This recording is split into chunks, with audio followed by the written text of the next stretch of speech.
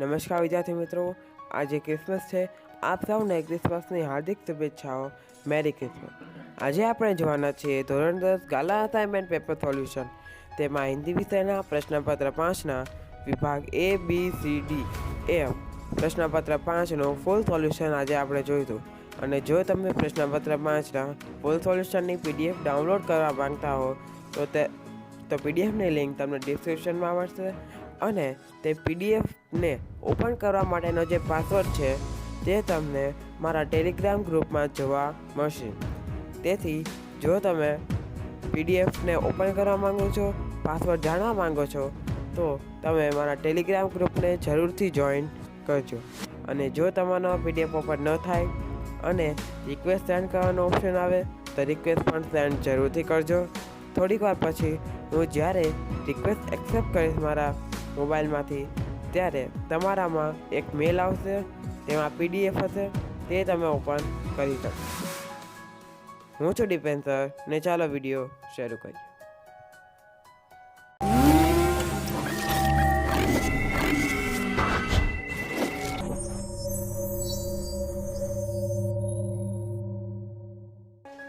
પ્રશ્નપત્ર 5 વિભાગે ગદ્ય વિભાગ. તેમાં સૌથી પહેલા છે निम्नलिखित प्रश्नों के नीचे दिए गए विकल्पों में से सही विकल्प चुनकर उत्तर लिखिए. पहला प्रश्न, क्रोधित बुद्धिराम ने काठी को कहाँ पटक दिया? तो तेमा जवाब आवशे अंधेरी कोठरी में, એટલે કે डी. ત્યારબાદ બીજો, भलाई करने वाले व्यक्ति की सभी क्या करते हैं? तो तेमा जवाब आवशे प्रशंसा, એટલે કે बी. सही विकल्प चुनकर रिक्त स्थानों की पूर्ति कीजिए. तीजो प्रश्न, दादीराम के दिल में खाली जगह थी. तो तेमा जवाब आवशे बीजो ऑप्शन, એટલે કે शांति. चौथो प्रश्न, अच्छा भाषण देने वाला खाली जगह को लुभा सकता है. तो तेमा जवाब आवशे पहलो ऑप्शन, એટલે કે श्रेता. निम्नलिखित वाक्यों में से सही वाक्यांश चुनकर सही पूरा वाक्य फिर से लिखिए.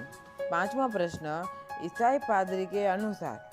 तो तेमा जवाब आवशे ब, એટલે કે हम लोग अपने काम में गर्व नहीं लेते.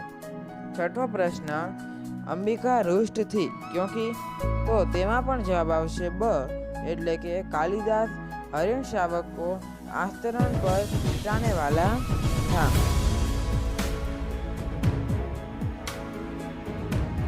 निम्नलिखित प्रश्नों के उत्तर एक एक वाक्य में लिखिए. सातवां प्रश्न, टेल्को कंपनी का विज्ञापन किस पद के लिए था? उत्तर, टेल्को कंपनी का विज्ञापन इंजीनियर के पद के लिए था. आठवां प्रश्न, लेखक की दृष्टि से सबसे बड़ा काम कौन सा है? उत्तर, लेखक की दृष्टि से सबसे बड़ा काम जीवन जीने का है. नौवां प्रश्न, प्रोफेसर रामेश के अचेत शरीर में चेतना कब आई? उत्तर, મિત્રો અહીં उत्तर લખવામાં ભૂલ છે. હું જે બોલું છું તે જ તમે લખો. डॉक्टर द्वारा इंजेक्शन लगाए जाने और कुछ अन्य सावधानियां बरतने के बाद प्रोफेसर रामेश के शरीर में चेतना आई. ત્યારબાદ છે निम्नलिखित प्रश्नों के उत्तर 2-3 वाक्यों में लिखिए. 10वां प्रश्न, कविता क्या है? इस प्रश्न का गोपी क्या उत्तर देती है? उत्तर, कविता क्या है? इस प्रश्न का उत्तर देते हुए गोपी कहती है, कविता आत्मा की कला है, वह संविदा का सौंदर्य है. ત્યારબાદ 11वां प्रश्न, शादीराम का ऋण उतरने की बजाय दुगुना क्यों हो गया? उत्तर, लाला सदानंद का ऋण उतरने के लिए शादीराम ने एल्बम एक मारवाड़ी को बेचा था, लेकिन शादीराम ने वही एल्बम लाला सदानंद के पास देखा. शादीराम समझ गए कि वास्तव में उस एल्बम को अपना ऋण चुकाने के लिए खुद सदानंद ने ही खरीद लिया था. इस तरह उनकी इस अच्छाई से उनका कर्ज उतरने के बजाय दुगुना हो गया. તેના અથવામાં એક પ્રશ્ન છે તે જોઈએ. आज वास्तविक धन कौन कौन से गुण में है, क्यों? उत्तर, आज हर कोई ज्यादा से ज्यादा धन कमाने में लगा है। धन कमाना ही जैसे एक लक्ष्य बन गया है। आज मनुष्य का उद्देश्य सिर्फ धन कमाना ही है। अमीर इंसान और अधिक अमीर बनने के लिए धन प्राप्त करने में लगा है। इसलिए आज मनुष्य की वृत्ति व प्रवृत्ति दोनों ही भ्रष्ट हो गई है। निम्नलिखित प्रश्न का उत्तर 4-5 वाक्यों में लिखिए। 12वां प्रश्न, बिस्मल की चारित्रिक विशेषताओं पर प्रकाश डालिए। उत्तर, बिस्मल के चरित्र पर उनकी माताजी का विशेष प्रभाव था। बिस्मल जी धर्म के विरुद्ध कुछ भी नहीं करते थे। वे अपने जीवन में हमेशा सत्य का आचरण करते थे। चाहे कुछ भी हो जाए, वे हमेशा सत्य बात कह देते थे। बिस्मल जी की माताजी का हमेशा यह आदेश रहता था कि कभी भी किसी की भी प्राण हानि न हो। उनके इस आदेश का पालन करने के लिए बिस्मल जी को 1-2 बार अपनी प्रतिज्ञा भी भंग करनी पड़ी थी। बिस्मल जी की माताजी ने उनकी आत्मिक, धार्मिक और सामाजिक उन्नति में उनकी मां का बहुत बड़ा योगदान रहा। अपनी माताजी के चरणों की सेवा करना ही बिस्मल जी के लिए जीवन को सफल बनाने का समान था। તેના અથવામાં એક પ્રશ્ન છે તે જોઈએ। अथवा नौकर के संबंध में नंदन और मालती के विचारों में क्या अंतर था? उत्तर, नौकर के संबंध में नंदन और मालती के विचारों में बड़ा अंतर था। नंदन यह सोचता था कि एक नौकर के साथ घर के दूसरे सदस्यों के जैसा ही व्यवहार होना चाहिए। नंदन बिंदु को चोर नहीं मानता था। बिंदु के मन में चोरी का भाव जागा। उसके लिए नंदन बिंदु और खुद को दोषित मानता है। मालती के अनुसार बिंदु एक चोर था और उसके साथ सख्ती से पेश आना चाहिए। मालती मानती थी कि छोटी छोटी चोरी करने से ही बड़े चोर बनते हैं। वह मानती थी कि लातों के भूत बातों से नहीं मानते। ત્યારબાદ છે નિમ્નલિખિત કથનों का आशय स्पष्ट कीजिए। 13वां प्रश्न, जो लंबा भाषण कर सकता है उसके लिए जवाब देना तो बड़ा आसान है। उत्तर, भाषण देना एक कला है। जो जितना अच्छा भाषण दे सकता है वह श्रोताओं को उतना ही अधिक लुभा सकता है। भाषण में अपने विषय को श्रोताओं के समक्ष विस्तार से बताना होता है और उसे रोचक ढंग से पेश करना होता है। जो लोग इस कला में माहिर होते हैं उनके भाषण लोकप्रिय होते हैं। ऐसे लोगों के लिए किसी को जवाब देना बाएं हाथ का खेल होता है। તેના અથવામાં એક પ્રશ્ન છે તે જોઈએ। यह हरिण शावक पार्वत्य भूमि की संपत्ति है। राजपुरुष और इसी पार्वत्य भूमि के निवासी हम इसके सजातीय है। उत्तर, प्रस्तुत वाक्य कालिदास का प्राणी प्रेम नाट्यांश से लिया गया है। राजपुरुष दंतुल अपने तीर से घायल हुए हरिण शावक पर अपना अधिकार जताता है। तब कालिदास दंतुल से कहते हैं कि यह हरिण शावक पार्वत्य भूमि की संपत्ति है। इस पार्वत्य भूमि में रहने वाले सभी मनुष्य और पशु पक्षी सजातीय मतलब कि दोनों के अधिकार एक से है। पार्वत्य भूमि में पशु पक्षियों को मारना अपराध माना जाता है। वे कहते हैं कि हरिण शावक दंतुल की नहीं बल्कि पार्वत्य भूमि की संपत्ति है। प्रश्नपत्र 5 विभाग बी पद्य विभाग। તેમાં સૌથી પહેલા છે निम्नलिखित प्रश्नों के नीचे दिए गए विकल्पों में से सही विकल्प चुनकर उत्तर लिखिए। તેમાં 14वां प्रश्न, प्रभु दीपक है तो भक्त क्या है? તેમાં उत्तर આવશે बाती એટલે કે सी। 15वां प्रश्न, रमखान कौन से पर्वत का पत्थर बनना चाहते हैं? તો તેમાં જવાબ આવશે સી એટલે કે ગોવર્ધન। ત્યારબાદ જોઈએ सही विकल्प चुनकर रिक्त स्थानों की पूर्ति कीजिए। सही विकल्प चुनकर रिक्त स्थानों की पूर्ति कीजिए।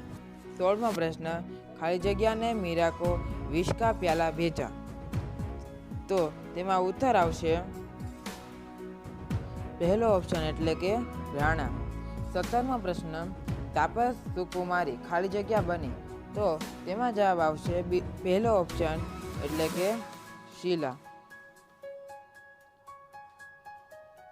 निम्नलिखित वाक्यों में से सही वाक्यांश चुनकर पूरा वाक्य फिर से लिखिए। 18वां प्रश्न, कुत्ता खरहे को पकड़ न पाया क्योंकि, तो तेमा उत्तर आवशे ब एटले के खरहा अपनी जान बचाने के लिए भाग रहा था। 19वां प्रश्न, भारत का अस्तित्व है, तो तेमा जवाब आवशे ओ जब से नव सृजन के स्वप्न जागे थे। ત્યારબાદ જોઈએ निम्नलिखित प्रश्नों के उत्तर लिखिए। 20वां प्रश्न, कवि किसान मजदूर को क्या मानते हैं? उत्तर, कवि किसान मजदूर को वंदनीय मानते हैं। 21वां प्रश्न, कवि को चश्मे और फूल कैसे लगते हैं? उत्तर, कवि को चश्मे रुमानी और फूल हिमानी लगते हैं। 22वां प्रश्न, इंद्र ने खोखले वृक्ष में क्या देखा? उत्तर, इंद्र ने खोखले वृक्ष में सुंदर तोते को देखा। निम्नलिखित प्रश्नों के उत्तर 2-3 वाक्यों में लिखिए। 23वां प्रश्न, चक्की के 2 पार्टों की क्या विशेषता बताई है? उत्तर, चक्की के 2 पार्ट किसी महिला के 2 बच्चों की तरह होते हैं। दोनों का रंग रूप भी एक जैसा होता है।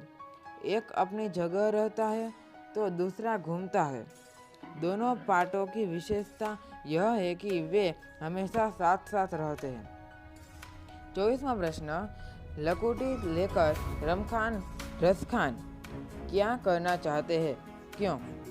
उत्तर, लकोटी लेकर रसखान कृष्ण की तरह वन में गाय चराना चाहते हैं, क्योंकि रसखान के हृदय में भी श्री कृष्ण के प्रति अत्यंत आकर्षण और अपार श्रद्धा की भावना है। तेना अथवामां एक प्रश्न है ते जोईए। हिमालय के बारे में जन्मभूमि कविता में क्या कहा गया है? उत्तर, पर्वतराज हिमालय हमारे देश का गौरव है। यह संसार के सब पर्वतों से बड़ा और ऊंचा है। कविता में इसे भारत का गौरवशाली बाल कपाल कहा गया है। निम्नलिखित प्रश्न का उत्तर 4-5 वाक्यों में लिखिए। 25वां प्रश्न, कुत्ते की सीख को कहानी के रूप में लिखिए। उत्तर, एक घने जंगल में एक खरहा रहता था। वह हमेशा सबसे छिपकर रहता था। एक दिन एक शिकारी कुत्ता शिकार की खोज में खरहा जहाँ सो रहा था वहाँ आ पहुँचा। कुत्ते की आहट सुनकर खरहा जाग जाता है और अपनी जान बचाने के लिए भागने लगता है। कुत्ता भी उसके पीछे भागने लगता है। 4 मिनट तक भागने के बाद खरहा कंटीली झाड़ियों के पीछे छुप जाता है। इस तरह कुत्ता खरहे को पकड़ नहीं पाता है। यह सारा घटनाक्रम एक लोमड़ी देखती है और कुत्ते से कहती है कि तुम इतने मोटे ताजे होकर एक छोटे से खरहे को पकड़ नहीं पाए।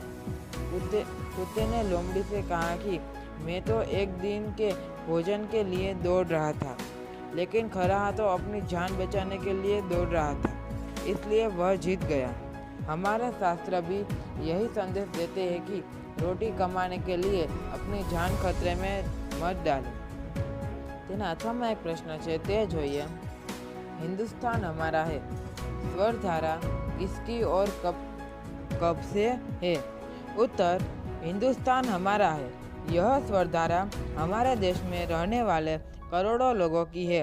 यह स्वर धारा तब से है जब से आकाश का निर्माण हुआ था और आकाश में तारे छिटके सूरज और चांद बने तब से हमारे देश का अस्तित्व है।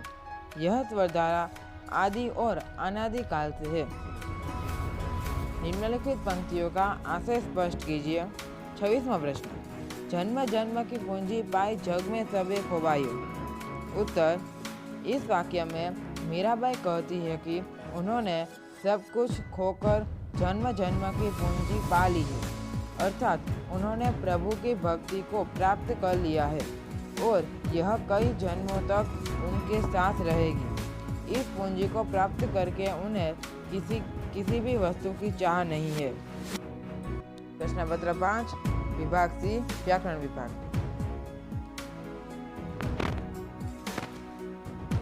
निम्नलिखित कहावत का अर्थ स्पष्ट कीजिए।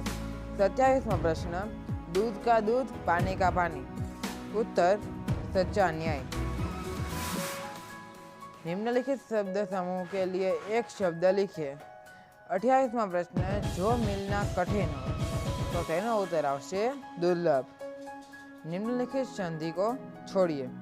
29वां प्रश्न, नाविक, तेनो उत्तर थशे 9 + 1। निम्नलिखित संधि को जोड़िए। 30वां प्रश्न, उच्च वत्ता मुक्त, तो तेनो उत्तर थशे उत्मुक्त। निम्नलिखित मुहावरे का अर्थ देकर वाक्य में प्रयोग कीजिए।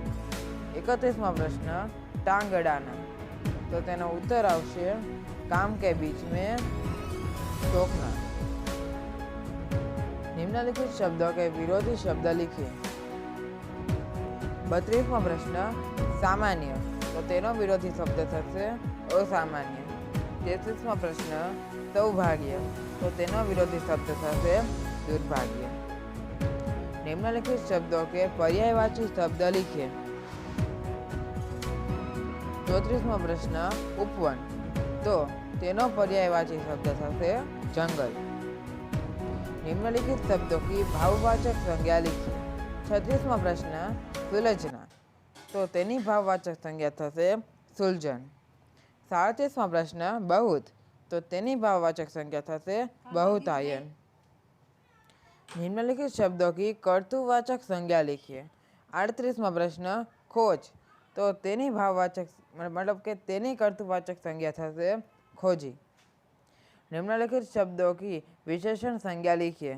40वां प्रश्न, प्रकृति, तो तेनी विशेषण संज्ञा थशे प्राकृतिक। निम्नलिखित समास को पहचानिए।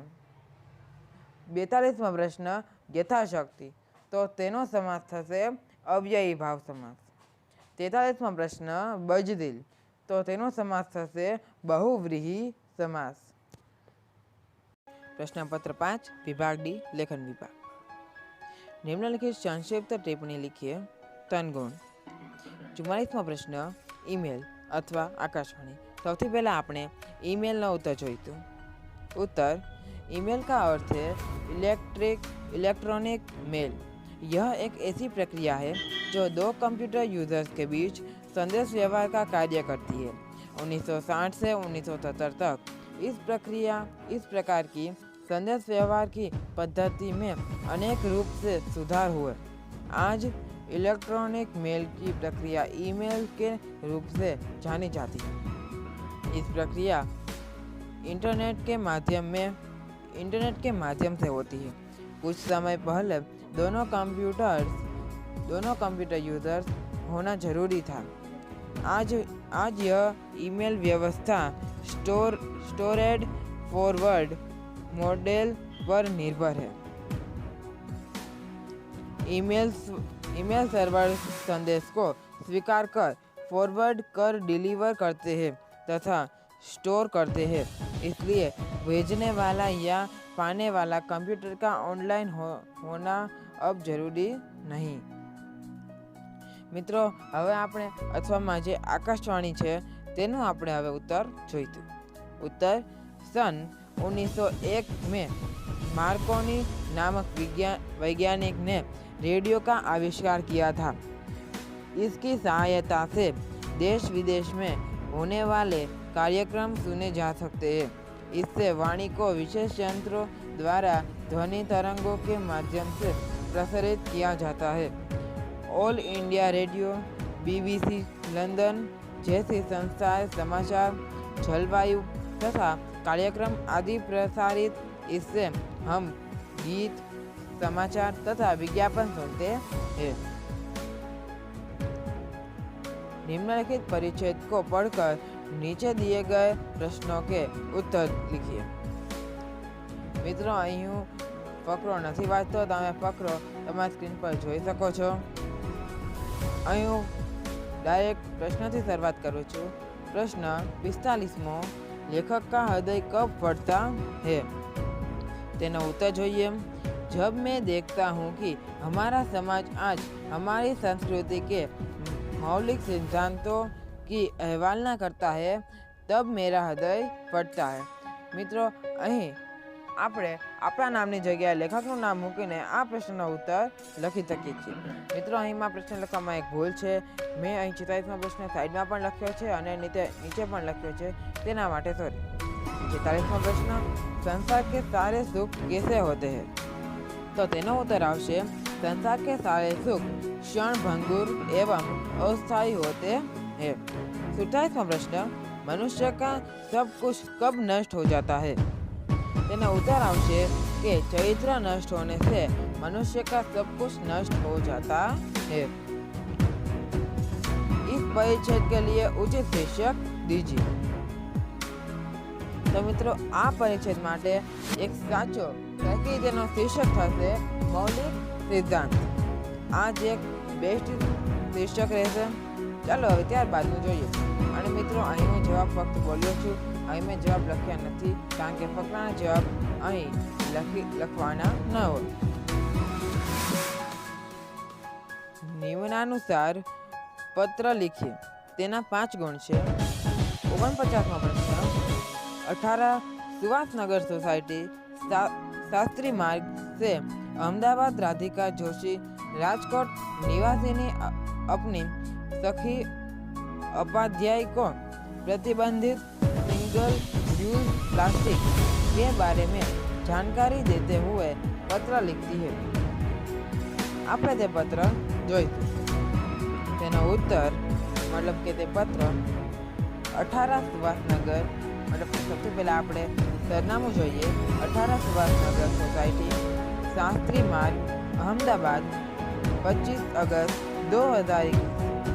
प्रिय सहेली प्रांजल, सप्रेम नमस्कार। तुम्हारा पत्र मिला, यह पढ़कर खुशी हुई कि तुमने अपने स्कूल में आयोजित पर्यावरण बचाव कार्यक्रम में उत्साहपूर्वक हिस्सा लिया। यो देखा जाए तो पर्यावरण जतन अनिवार्य बन चुका है। यदि हमें इस सृष्टि को बचाना है तो पर्यावरण को तंदुरुस्त रखना होगा। पर्यावरण का जतन करना हो तो हमारी धरती को सिंगल यूज प्लास्टिक से मुक्त करना होगा। सिंगल यूज प्लास्टिक को हम डिस्पोजेबल प्लास्टिक भी कह सकते हैं। इसका अर्थ यह है कि जब हम किसी ऐसे तरह के प्लास्टिक से बने उत्पादों का उपयोग करते हैं जिसे हम एक बार इस्तेमाल करने के बाद दोबारा किसी उपयोग में नहीं ले सकते हैं, वे सभी उत्पाद सिंगल यूज प्लास्टिक वाले उत्पाद होते हैं। इस तरह के उत्पादन का मूलधार पेट्रोलियम होता है। इसके उत्पादन में पैसे बहुत कम लगते हैं। इसे खरीदने एवं यूज़ करने में भी मामूली खर्च, इसलिए आज उनके दूध में भी इसका प्रभाव आ जाता है। यह जल्द नष्ट नहीं होता। इसके मिट्टी में मिलने से कई रसायन भी मिट्टी में मिल जाते हैं और फसलों में भी इसका प्रभाव आ जाता है।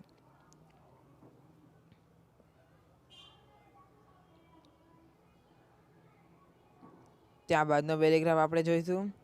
कल इसका उपयोग बहुत बढ़ गया है, किंतु इसका उपयोग करना हितावह नहीं है। इससे हमारी प्रकृति को बहुत बड़ा नुकसान हो रहा है। हम एक बार इसका उपयोग करके इसको फेंक देते हैं तो इसका कचरा बढ़ता ही जा रहा है। यह कचरा नष्ट नहीं होता है। हम जो खाने सिंगल यूज़ प्लास्टिक का प्रयोग करते हैं वे कैरी बैग, प्लास्टिक की बोतल, कप के खाली पैकेट, प्लास्टिक की किराना बैग, प्लास्टिक के पानी के पाउच, स्ट्रॉ, दुनिया के 9 बिलियन टन प्लास्टिक में से केवल 9% रिसाइकिल होता है। बाकी का अधिकांश प्लास्टिक जलमार्गों द्वारा नदी सागरों में जमा होता है। वहाँ के जीव जंतुओं के लिए ये जानलेवा है क्योंकि इससे कई हानिकारक रसायन होते हैं। गटरों में अटक जाने की वजह से कई बार बाढ़ आने का खतरा बन जाता है। कचरा पेटियों में गाय, भैंस, बकरियां इसे खाती है तो उनके आंतरिक अंगों को बहुत नुकसान पहुंचता है। हम सबको मिलकर सिंगल यूज़ प्लास्टिक का बहिष्कार कर इस सृष्टि को बचाना होगा। सरकार से भी विनम्र निवेदन है कि इसे जल्द से जल्द प्रतिबंधित करके सुंदर सृष्टि को इसके नुकसान से बचाए। आशा करती हूँ कि तुम्हें यह सुझाव अच्छे लगे होंगे और तुम इस पर अमल करोगी। माता पिता को वंदन। तुम्हारी सहेली राधिका। निम्नलिखित किसी एक विषय पर 150 शब्दों में निबंध लिखिए। તેમાં આપણે એક વિષય પર નિબંધ લખીશું। તે વિષય છે મેરે સપનોं का भारत। મિત્રો, અહીં હું નિબંધ વાંચતો નથી, હું તમારી સ્ક્રીન પર 5 સેકન્ડ માટે આ બંને ફકરા રાખું છું। તમે તેને રીડ પણ કરી શકો છો અથવા તો તેનો સ્ક્રીનશોટ લઈને તમે લખી પણ શકો છો।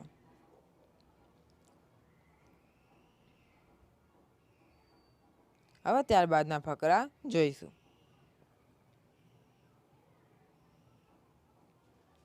અહીં આ રીતે આને પણ હું 5 સેકન્ડ માટે રાખું છું।